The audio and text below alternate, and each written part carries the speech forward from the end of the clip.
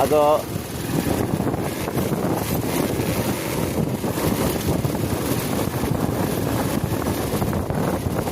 घाम लागेको छ। घाम लागेको हुनाले दिन गर्मी गर्मी टाइपको छ। बस्तीमा त रमाइलो हुन्छ भनौँ यात्रा गर्न। ओ माई गड, यो बर्दियाको यो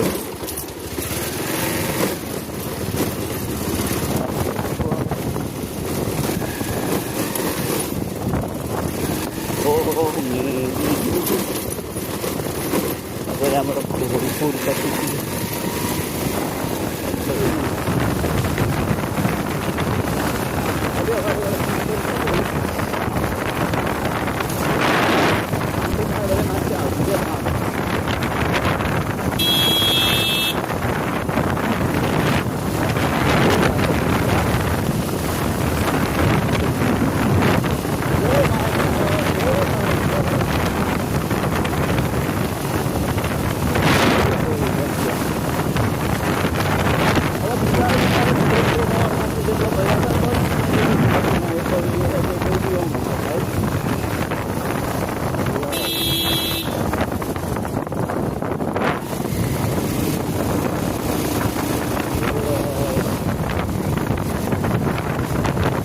जङ्गलमा बाघ लाग्छ भन्छन् प्रायः जस्तो होइन। यो जङ्गलमा बाघ आउँछ अरे कि बाघ आउँछ अरे, मान्छेहरू धेरै नै डराउँछन् क्या होइन। यो जङ्गलमा बाघ लाग्छ भन्न सुनेको थियो, तर मान्छेहरू चाहिँ हिँडेर आउँछ दिउँसोतिर।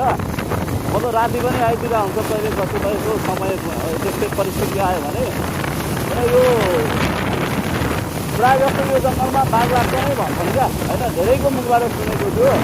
दिउँसो त होइन, दिउँसो त मान्छेहरू हिँडिरहेको हुन्छ, मान्छेहरू टनाटन हिँड्छ। हेर्नु न, मान्छेहरू आउने जाने गाडी नै हुन्छ, नजिकै त धेरै छैन। तर प्रायः जस्तो भन्छन् कि यहाँ बाघ लाग्छ भन्छन् क्या होइन।